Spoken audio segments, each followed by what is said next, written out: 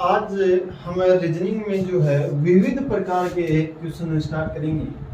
आपका विविध के अंदर बहुत सारे क्वेश्चन आते हैं। चलिए इसी प्रकार का मैं एक क्वेश्चन यहाँ लिख दे रहा हूँ। क्वेश्चन से हम देखेंगे कि इसके अंतर्गत किस प्रकार के जो क्वेश्चन है वो आते हैं। तो मैं क्वेश्चन लिख दे रहा हूँ। क्या आपके पास जैसे क्वेश्चन है, किसी व्यक्ति के पास कुछ गाय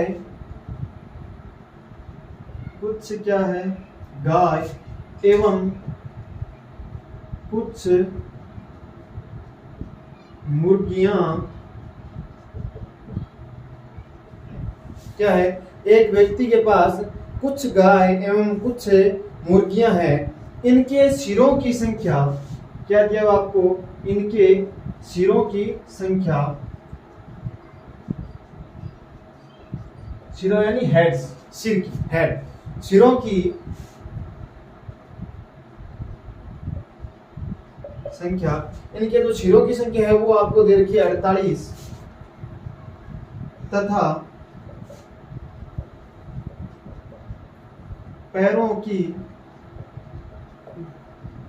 संख्या, सिरों की संख्या कितनी दे रखी है 48 और पैरों की जो संख्या है वो आपको दे रखी है 140। कितनी 140 है। तो गाय तथा मुर्गियों की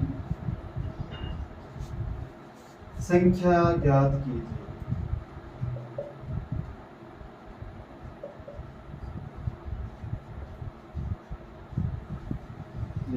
किस प्रकार का आपको क्वेश्चन क्या दे रखा है, किसी व्यक्ति के पास कुछ गाय एवं कुछ मुर्गियां हैं। इनके सिरों की संख्या 48 तथा पैरों की संख्या 140 है। तो गाय तथा मुर्गियों की संख्या ज्ञात कीजिए। तो सबसे पहले तो आपको ये देखना है कि क्या क्या है। एक तो गाय है और एक क्या है, मुर्गियां हैं। तो गाय और मुर्गियां। तो मैं क्या मान लूंगा, देखिए पहले तो अपन इसको पूरे तरीके से करते हैं, फिर ट्रिक से देखेंगे। तो मैं क्या मान लूंगा, माना गायों की संख्या, गायों की संख्या मैंने कितनी मान ली भाई, x मान ली। कितनी x तथा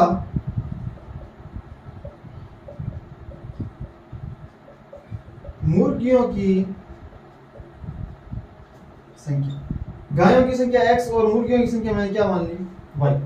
अब बताओ x प्लस y यानी सिर, गाय के भी कितना एक सिर होता है और मुर्गियों के भी एक ही सिर होता है। ठीक है, सिर कितना होता है, एक एक होता है। तो बताओ सिरों की टोटल संख्या कितनी है 48। तो मैं क्या लिख सकता हूं, x प्लस वाई बराबर कितना है हमारे पास 48। ये हमारी समीकरण नंबर क्या होगी, 1 होगी। या यहां से मैं x का मान निकालूं तो क्या लिख सकता हूं, x बराबर है 48 माइनस मैं क्या लिख सकता हूं, y लिख सकता हूं। देख सकता हूं। अब दूसरी कंडीशन के अनुसार देखो पैरों की संख्या 140 है। तो बताओ मुर्गियों के कितने पैर, 2 पैर होते हैं मुर्गियों के, कितने 2। और गायों के कितने पैर होते हैं, गायों के होते हैं 4। तो बताओ x गाय है तो एक गाय के 4, तो x गाय के 4 को क्या कर दूंगा, x से मल्टीप्लाई। जैसे देखिए आपको बोला जाए एक गाय के 4 पैर, एक गाय के कितने 4, तो 5 गायों के कितने होंगे, तो हम 5 को क्या करेंगे 4 से गुणा करेंगे। तो वही बात यहाँ है, एक गाय के 4 पैर तो x गाय के कितने हो गए 4 गुणा x प्लस अब मुर्गियों के पैर ऐड करेंगे। एक मुर्गी के 2 पैर तो y मुर्गी के 2y और इनका योग कितना दे रखा है हमें 140 दे रखा है। ये हो गई हमारे पास समीकरण नंबर 2। अब मैं क्या करूंगा, x का जो मैंने समीकरण 1 में मान निकाला है वो मैं समीकरण 2 में रखूंगा। क्या लिखूंगा, समीकरण 1 से x का मान समीकरण 2 में रखने पर देखिए 4 गुणा x, x की जगह मैंने क्या लिख दिया 48 माइनस y और प्लस कितना 2y बराबर कितना हो गया 140। अब देखिए 48 को 4 से मल्टीप्लाई किया तो कितना हो गया, 8 चौके 32, 7 बाई 3, 4 चौक 16 और 3 19, 192 माइनस के 4 बाई प्लस के 2 बाई और बराबर कितना हो गया 140। तो यहाँ से कितना हो गया 192 माइनस के 2 बाई बराबर कितना हो गया 140। माइनस के 4 बाई है और प्लस के 2 बाई है तो माइनस के 2 बाई। अब मैं 2 बाई को ट्रांसफर कर देता हूँ उस साइड में और 140 को यहाँ ले आता हूँ। तो देखिए 192 140 यहाँ प्लस के यहाँ के माइनस के और बराबर कितना हो गया हमारे पास 2 बाई।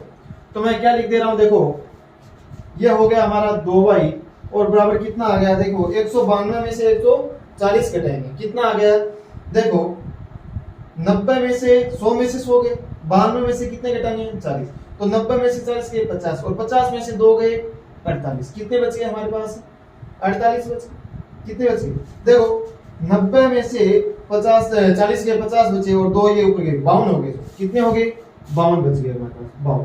अब देखो 2 यहाँ गुणा में तो y इक्वल टू कितना हो गया यहाँ भाग में, तो y का मान हमारे पास कितना आ गया 26। कितना आ गया हमारे पास y का मान 26। और y किसकी संख्या थी, y थी मुर्गियों की संख्या। अब क्या करेंगे, y का मान है वो समीकरण 1 में रख देंगे तो हमारे पास x बराबर कितना हो गया 48 माइनस y यानी 26।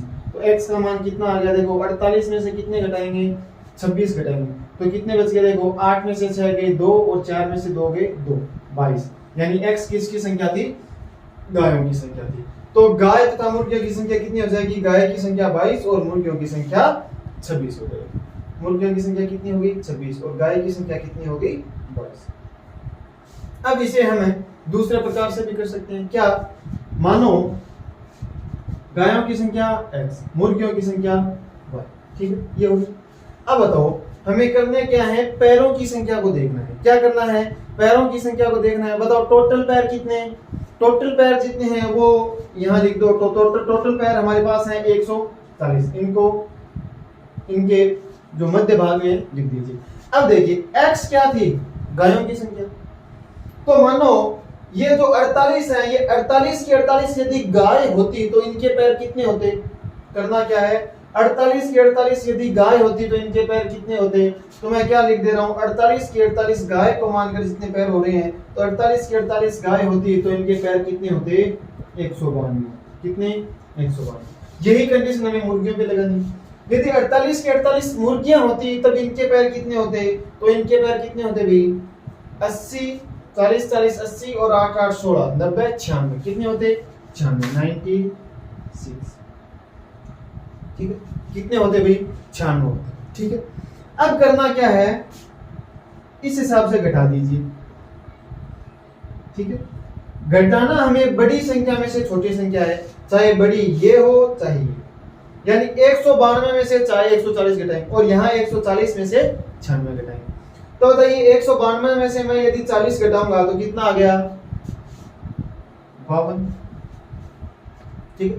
और 140 में से 96 घटाऊं तो कितना आ गया, कितना आ गया भाई, बिल्कुल कितने, ये ली समान।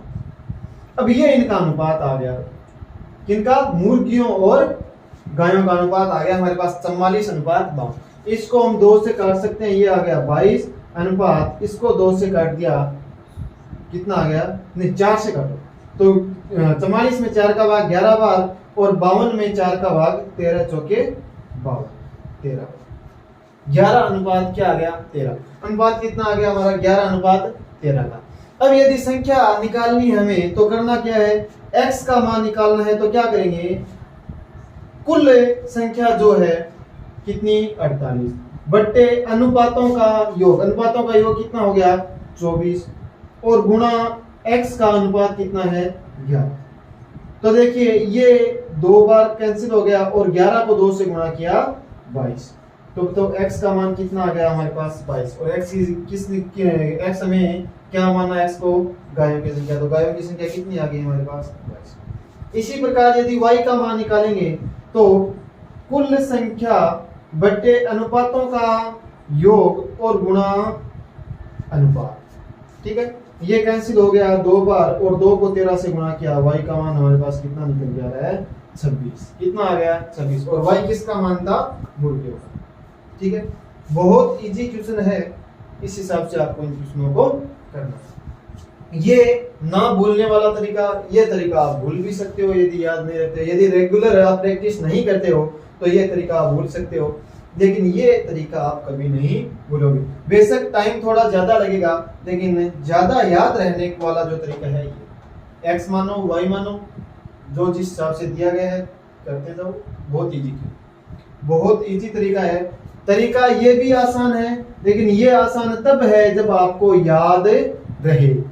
यदि याद नहीं रहा, एक भी स्टेप आप भूल गए, तो आपका क्वेश्चन है वो गलत हो सकता है। ये आप आराम से आसानी से याद रख सकते। बाकी आपकी इच्छा, आपको कौन सा इजी लगे वो आप कर सकते। आज के लिए इतना ही, बाकी चर्चा करते हैं हम अपनी क्लास में। धन्यवाद, जुड़े रहिए हमारे YouTube चैनल मैथमेटिक्स बाय कसमा सर के साथ। Best of luck.